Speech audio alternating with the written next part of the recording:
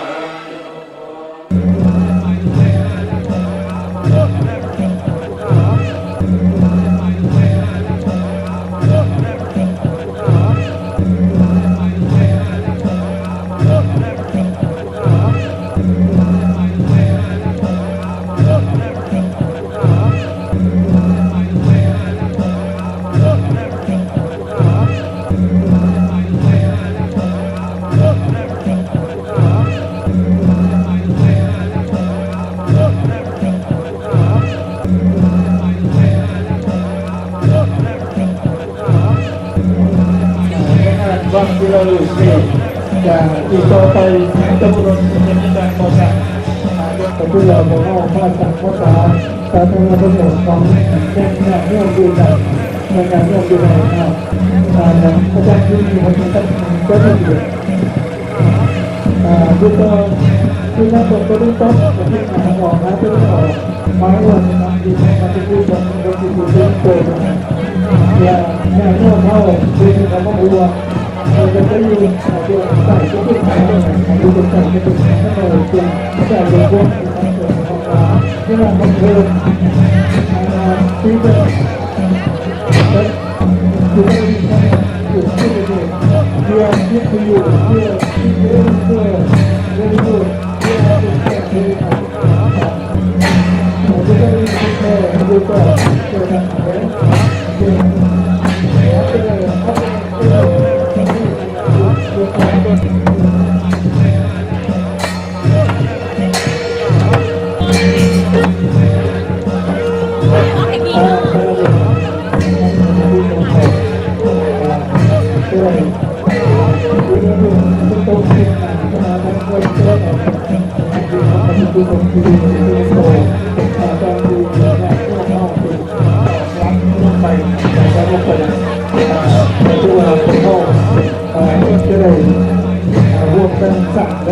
การตอบรับแต่ละคนแต่ละคนมันร่วมกันสังคมร่วมกันไก่ซ้อนยังมีว่าจะบุญที่ปีใหม่แล้วกับเขาลงมาในงานนี้จะเกือบเป็น100%เกือบเป็น100%ต่อไปนั่นเอง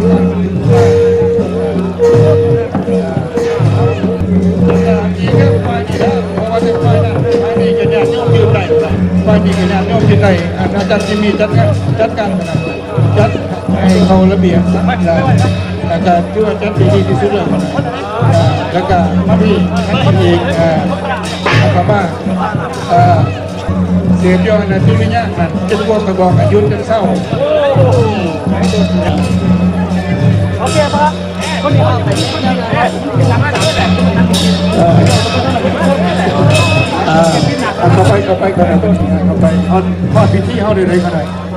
เขาว่างแผนมานี่มันจัดเลยเดือนจัดเลยเดือนอะไรจะมาหอดวันนี้จะเป็นหอดที่เข้าบ้องเข้าอะไรที่จะได้ว่างศิลาลื่นกับหมายความว่าประกาศการก่อสร้างและจันทิรัตน์ท่านพระอาจารย์ในประธาน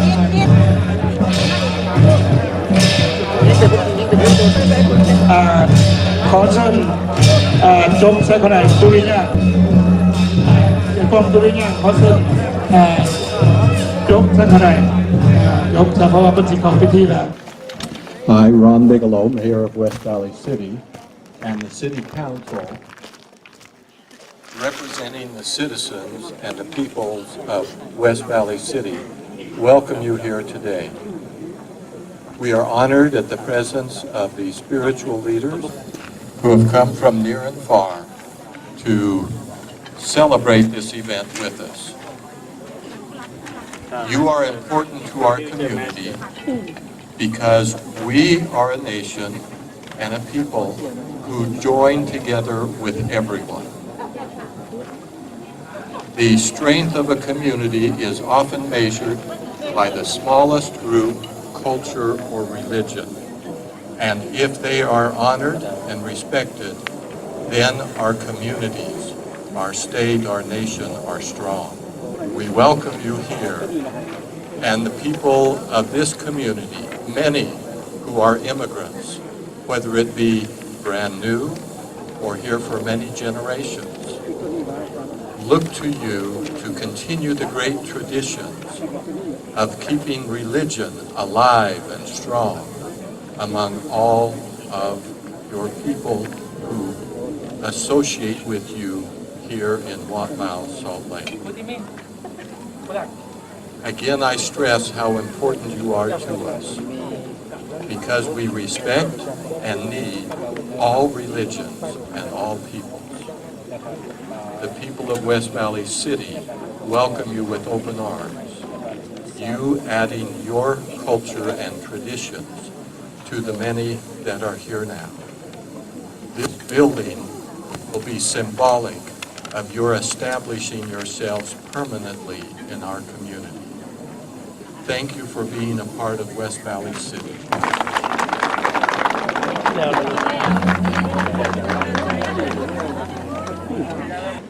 Okay, and then we're missing John. Honorable John. Okay. Okay, good. Yando Muriya Mulenza Gayana Nandivandano Evang Tavang Vijayo Sujaya Mangalaya Parajita Valange Dise Bandavimboka Ambise Kesa Bambudanang Pantom Bambudan Pisunangatan Sumangalang Sumambasang Sujitan Sukano Sumahodon Sujitang Brahmachari Subhadakinang Kaya Kamang Vacha Kamang Badakinang Badakinang Kamang Banikite Batavanara Pantate Badakine.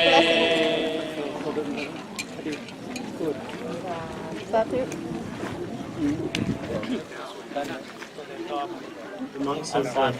chanting and blessing. Now, if you'll move forward to the, go ahead and pick up your shovel. And a count of 3, you're gonna just tap 3 times into the soil, okay? Tap it big and bless us with your heart, with your prayers. All right, on the count of 3, opening ceremony for the Wat Lao Salt Lake Buddha-Dharma Utah Breaking Grounds. 1, 2, 3, tap away! Satu, satu, satu, satu. To the holy people, to the beautiful people,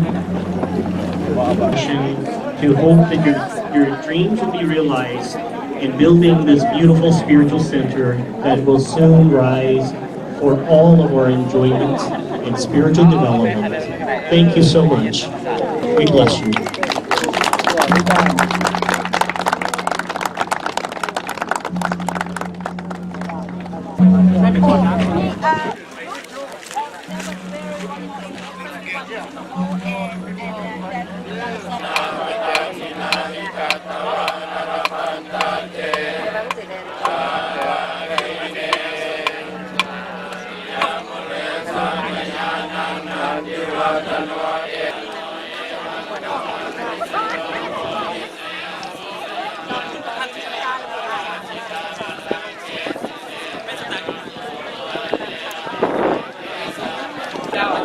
That's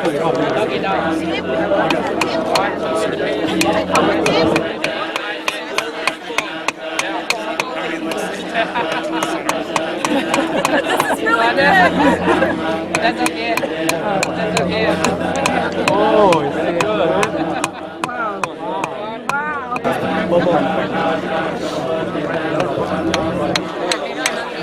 ครูบาอาจารย์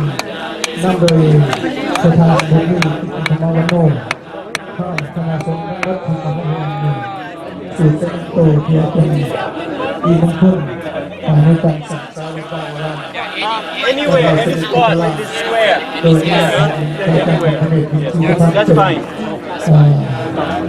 มีแล้วมีแล้วเราอาจจะในขั้นที่ดีกว่า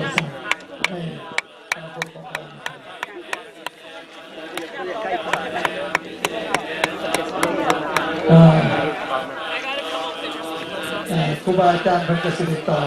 ครูมีมดมากนะคุณสิริตอบทั้งหมดนะแต่ยายก็ผู้ที่นี่ทำไมไม่ที่นี่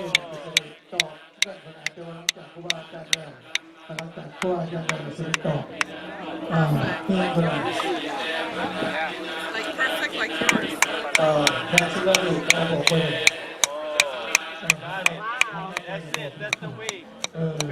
จะมีทีที่เราเข้ามาห่วงยังรู้สึกที่การตุนที่เ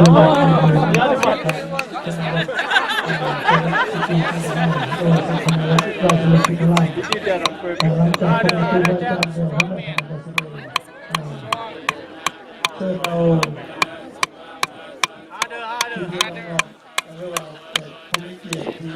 Got it. Yep. That's good enough. รับตอบรับต้องตอบรับ นิมนต์อย่าถามวางเลย ใบแจ้งผู้ใบแง่แต่ได้ที่คนไทยดูซ่าไม่เปลี่ยนคนไทยดูซ่ามาซีประธานผ่านดอกไม้ขนาดคุณผู้กองผู้กองสนับสนุนคนไทยที่ต่อมาบรรทุกอาจารย์เลยแทนที่เราอยู่พอข้ามใจพอข้ามดีใจพอข้าม โพธิยังเลสักยานังนันทิวัฒโนเอวังตวังโยสัยสุสัยมุนีปราสิตาพลังเกสิเสปจลิโกคาเลอภิเษกเกสะ ตีไปเลยตีแห้งด้านหน้าตีแห้งแห้งก็ได้ก็ได้เทวดาแต่อนุโมทนาสาธุการนำกันขอนิมนต์พระครูบาอาจารย์หลังจากแล้วนิมนต์เพิ่นขอทั้งในไปอาสนะจอกแห้งไม่ข้อนะมาทันที เราทำการร่วมบางปัจนาของพระพุทธเจ้าที่ได้ตั้งไว้เดียวลงพีมันแต่ว่าลงพี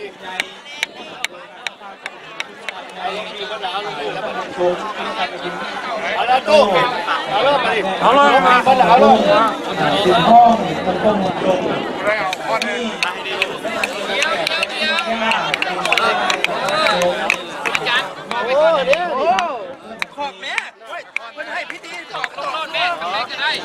บอกเลยพร้อมด้วยดูร้านขอบครัวมาต่อยอดต้นผักปานสมัคคีจำนวน300 ดอนจ้า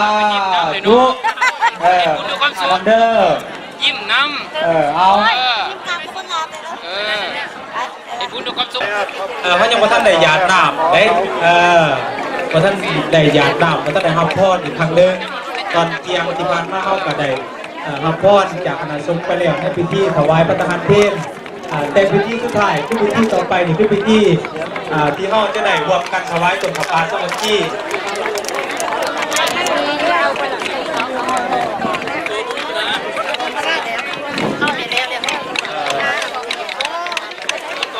เอาได้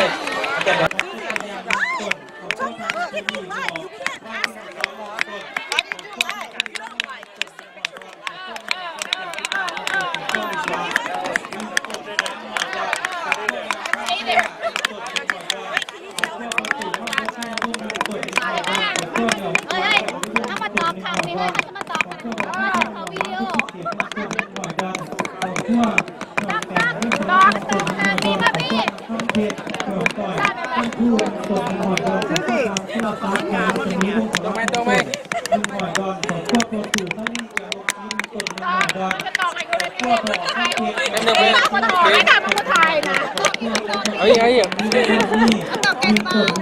เนี่ยมานะโมตัสสะภะคะวะโตอะระหะโตมาสัมพุทธัสสะอาสวะ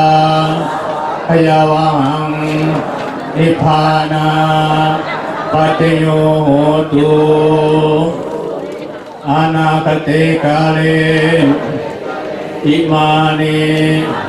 มายังพันเตกัปปะลุกขัง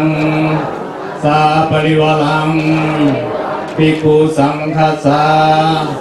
โอโนสยามาสาธุโนพันเตภิกขุสังโฆอิมานิกัปปะลุกขังสาปริวลังปฏิคันหาตุอัมหากังพิคาลตังหิตายาสุขายาข้าแต่พระสงฆ์ผู้เจริญพวกขน้อยทั้งหลายขอน้อมถวายยังต้นผ้าป่ากับทั้งเครื่องบริวารทั้งหลายเหล่านี้แด่พระภิกขุสงฆ์ขอพระภิกขุสงฆ์จงหายังต้นผ้าป่ากับทั้งเครื่องบริวารทั้งหลายเหล่านี้อันเป็นของพวกขน้อยเพื่อประโยชน์เพื่อความสุขและความเจริญแก่พวกขน้อยทั้งหลายและแก่ญาติทั้งหลายไม่มีบิดามารดาเป็นต้นสิ้นกาลนานเถิดสาธุสาธุสาธุอนุโมทามิสังโฆปฏิฆานันตุอาจายันตังคาลันตาเลปาลิตุงวาสังเคขน้อยหรือว่าพระอาจารย์หลวงพระเนตรมิ่งศรีสุพรรณซึ่งเป็นประธานคณะสงฆ์ของวัดลาวซอเดกพุทธารามแห่งนี้สิ่งที่ได้กระทำมาในงานวางศิลาฤกษ์วางศิลาจารึกของการสร้างวัดลาวซอเดกพุทธารามก็ถือว่าใกล้จะได้สิ้นสุดลงแล้วฉะนั้นขน้อยเองก็บ่มีสิ่งอื่นใดที่มาตอบสนองบุญคุณพ่อแม่ครูบาอาจารย์ที่ได้ให้ความเมตตามาห่วงงานของพวกขน้อยในครั้งนี้องค์ที่หนึ่งที่ได้ให้ความเมตตามาห่วงก็คือยาทานมหาบุญมีกิตติธรรมวันโนซึ่งเป็นประมุขขององค์การคณะสงฆ์ลาวอยู่ในสหรัฐอเมริกาและพร้อมด้วยเป็นเจ้าอธิการวัดลาวพุทธวงศ์ของเขตนครหลวงวอชิงตันดีซีและก็ยังเป็นผาอาจารย์ใหญ่ของอาตมาภาพอาตมาได้พำหนักได้เพิงโฮมโพโฮมไซอยู่น้ำเพลินมาเป็นเวลา9 ปีความหูความรักที่อาตมาเอามาใส่อยู่ในปัจจุบันนี้ก็คือถอดออกมาจากดวงจิตดวงใจอยู่น้ำเพลินเพราะว่าอยู่น้ำเพลินยะทานอยู่นี้เพิ่นเป็นผู้ที่เย็นห้อนก็เป็นเย็นห้อนสำใดมหาเพิ่นก็เป็นเย็นฉะนั้นเมื่อเวลาอาตมามีความท้อแท้หรือว่ามีความท้อถอยก็จิตใส่บารมีของเพิ่นบ่เคยจมและก็บ่เคยว่าบ่เคย ท้อถอยมีแต่บอกว่าให้สู้กับชีวิตสู้ไปเรื่อยๆบ่มีหยังที่จะเป็นของเฮาบ่มีหยังที่จะเป็นนายเฮาบ่มีหยังที่จะมาเอาชนะเฮาได้นอกจากสองสิ่งเท่านั้นสองสิ่งที่จะเป็นนายเฮาเนี่ยอยู่ในบนโลกนี่คืออย่างญาติทานบุญมีเป็นบอกอาตมาอย่างที่หนึ่งก็คืออุจจาระอย่างที่สอง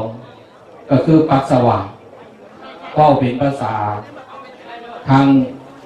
งามๆแน่แต่เพิ่นไม่ได้ใช้ภาษานี่หรอกเพิ่นใช้ภาษาแบบธรรมดาเพิ่นบอกว่าผู้ที่เป็นนายเฮาบ่มีไผหรอกมีแต่ขี่กับเหี่ยวเท่านั้นแหละที่เป็นนายเฮา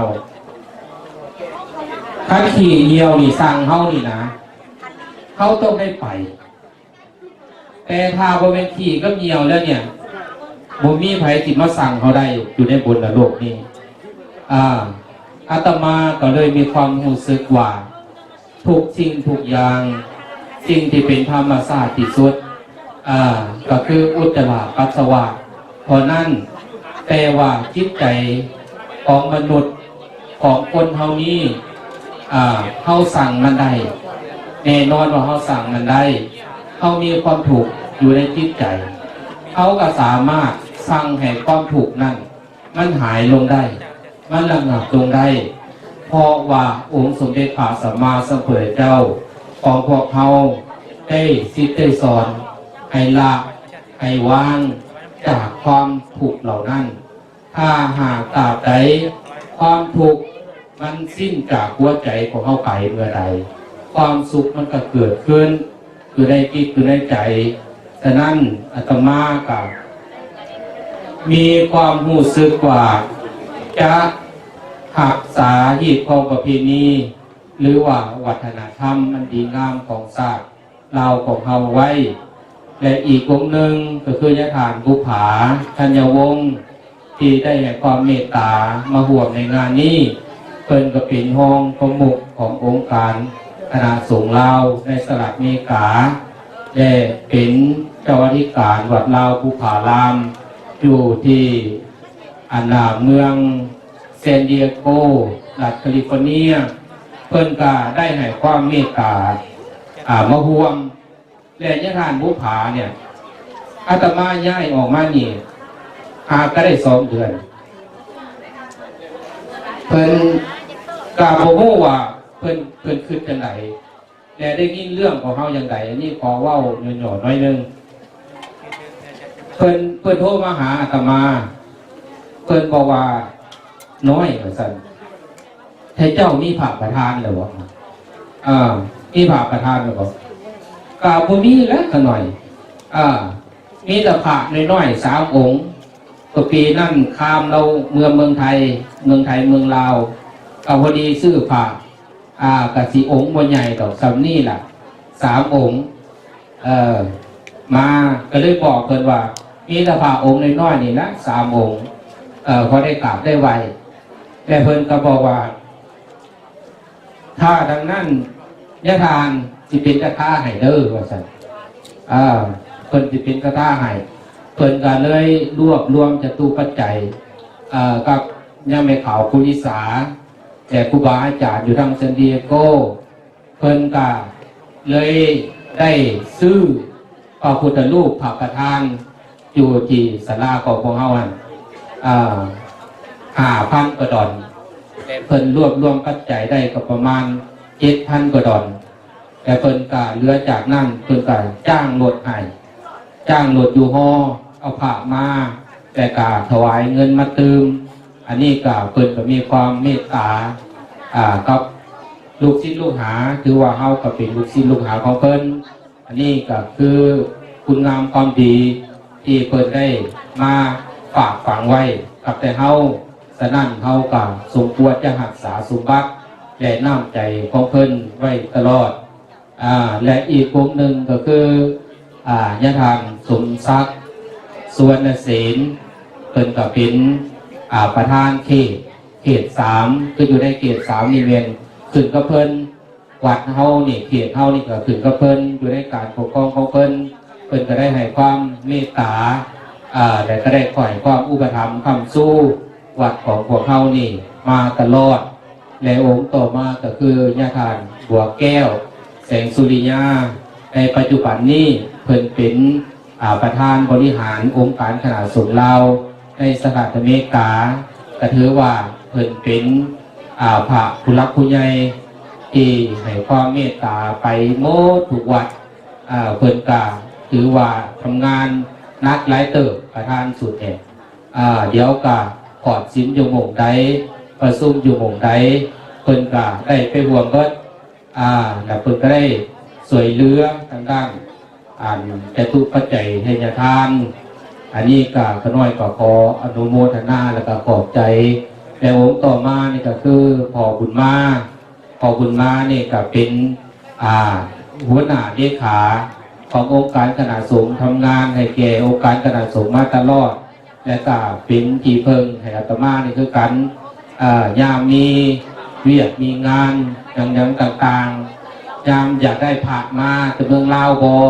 ก็ไปขอหนังสือน้ำเพลินนี่แหละเพราะเฮ็ดหนังสือให้กันหน่อยแน่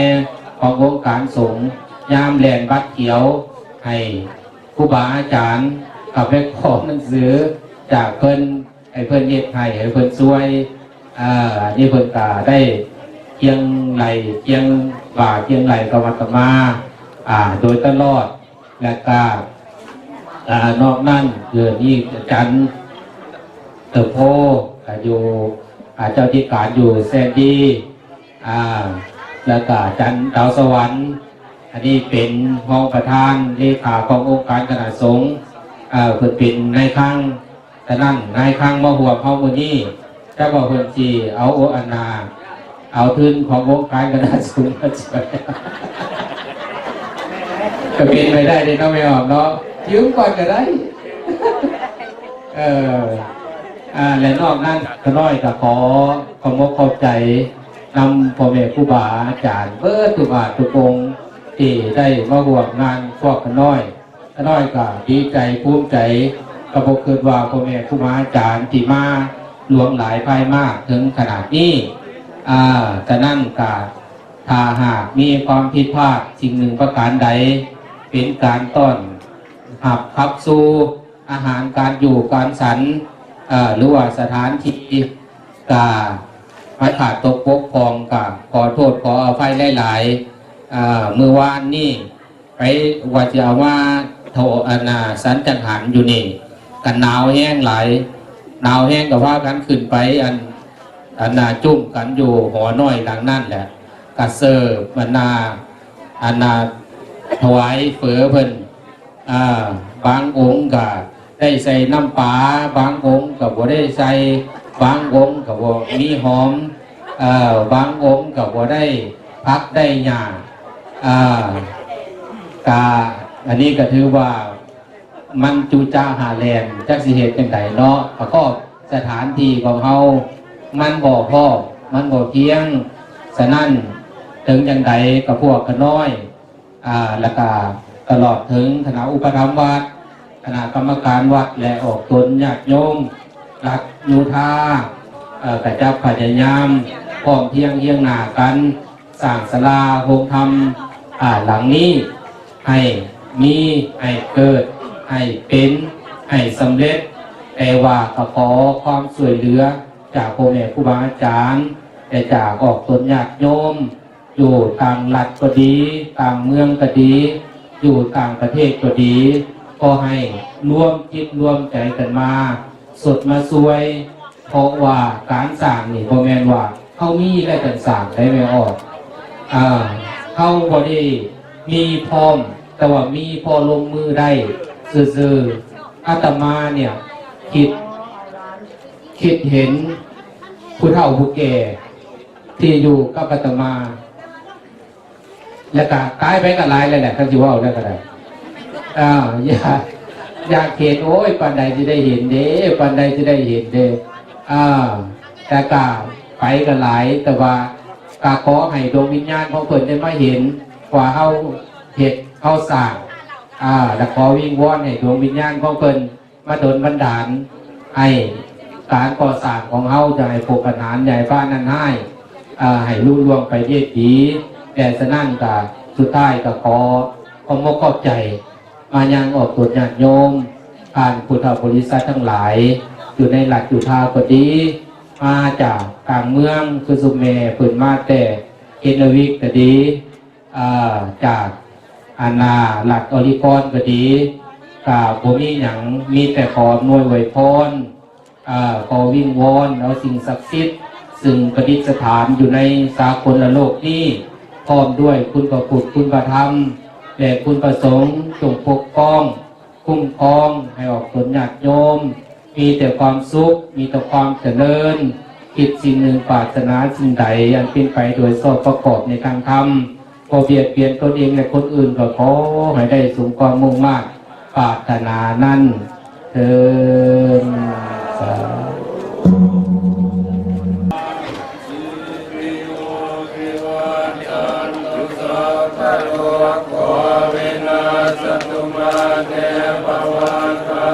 ุ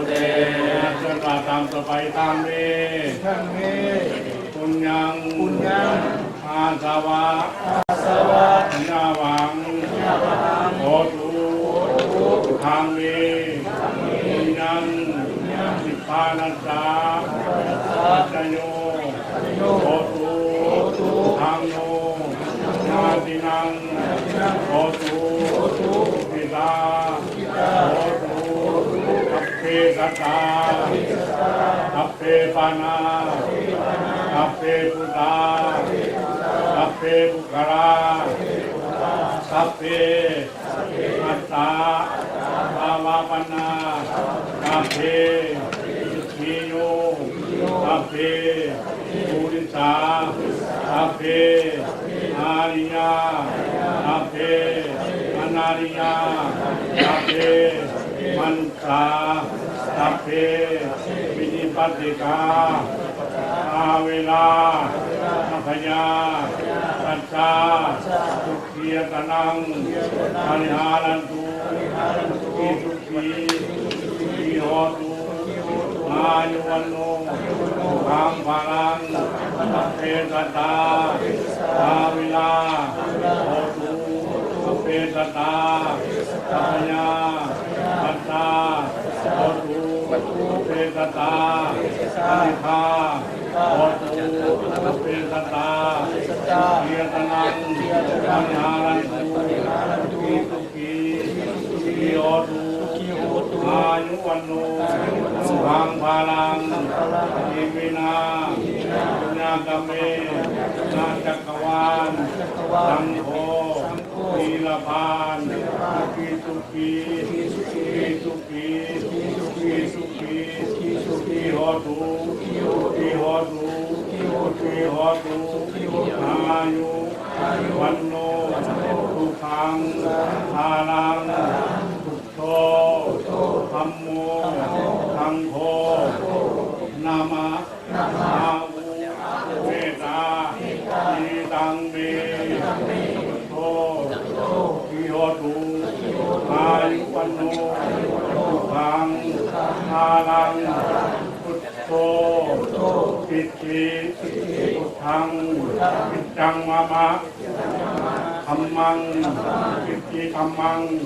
ปิจังมะมะทังทังปิจังปิติทังทังปิจังมะมะเงิน500 ล้านธรรมานาตาลิติสีบริจามาลาพังอาปันตุเมตุมิเลอ สาธุนะโมตัสสะภะคะวะโตอะระหะโตสัมมาสัมพุทธัสสะนะโมตัสสะภะคะวะโตอะระหะโตสัมมาสัมพุทธัสสะนะโมตัสสะภะคะวะโตอะระหะโตสัมมาสัมพุทธัสสะคัสสันตุเทวตาคตาอินทาภุมมาสุปนาอัตโนวิมาเนสัพพะโสธีภวันตุโน เจริญพรสบายดีมายังพี่น้องชาวพุทธศาสนิกชนและแฟนรายการทีวี LS TV ของพออกสรายการมื้อนี้พอออกท่อมเป็นสาขาของพอออกสมีโอกาสได้มาถวายเอิ้นว่าเก็บเอาภาพไปออกทีวีให้พี่น้องชาวพุทธอยู่ที่ต่างรัฐได้เห็นกันมื้อนี้เป็นบุญอันสูงสุดที่อาตมาได้มาพบพ่อพระเดชพระคุณยทานใหญ่แต่ละองค์เนาะแล้วก็ได้มีโอกาสได้บันทึกธรรมะน้ำเพลินเดี๋ยวถ้าผู้ชมจะได้เห็นรายการจากอาตมาพระจอยแดและกับพอท่อมแดส่งไปให้พอออกสทีวี LS TV มื้อนี้เป็นพระคุณอันสูงสุดก็เลยอยากให้พ่อท่านคือพระเดชพระคุณยทานใหญ่ยทานใหญ่บุญมีให้เพิ่นให้สินให้พรแก่พ่อออกไม่ออกที่อยู่ทางบ้านดูลงไปโดยดี ต่อไปขอเชิญญาติโยมปฏิบัติธรรมคือพุทธังธัมมังสังฆังพุทโธนมัสสามิธัมโมนมัสสามิสังโฆนมัสสามิพุทโธนามะอาหุเมตตาสิสังเมพุทโธสุขีโหตุอายุวันโนสุขังภาลังอายุวัตตโกธนวัตตโกสินวัตตโกยัสวัตตโกภลวัตตโกวันวัตตโกสุขวัตตโกโวตุตาปตาทุกาโลกปยาเวลาโตกาตันตุจุปัตถวาเนกันตรายาปิเวนาจานโตจเตกัสสาสยเจติตานังลัมปังจอเทปะกยังสุขังพลังจิริยาจวันโนจะโพคังวุติทญาสวาจัตวัตตาจานุจาเจวะสิทธิภวันตุเตภวันตุสาพมังคลังลากันตุสาปัตปตาสาปโพธานุภาเวนัสตาโตเตภวันตุเตภวันตุสาพมังคลังลากันตุสาปเทวตาสาปธรรมานุภาเวนัสตาโตเตภวันตุเตภวันตุสาพมังคลังลากันตุสาปเทวตาสาปสังฆานุ ภาเวนัสตาโสติภาวันตุเต ขอให้มีการจัดทำพิธีว่างศิลาฤกษ์เพื่อเอาฤกษ์เอางามเอาโศกเอาไส้เอาความเป็นสิริมงคลให้เกิดให้มีขึ้นในสถานที่นี้ Valley City.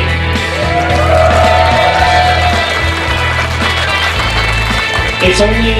a great place because it's a home of diversity for Utah, right, guys? Yeah. Secondly, I'd say it's the home for diverse food. If you want food of every kind, it's for West Valley City. Everyone knows that, right?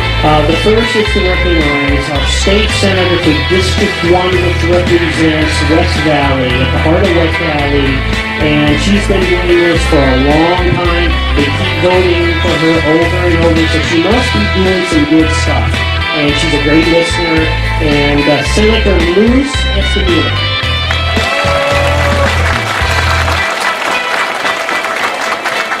ดังนั้นอาตมาจึงขออนุโมทนาสาธุการน้ำญาติน้ำโยมน้ำเจ้าหน้าที่ทุกๆ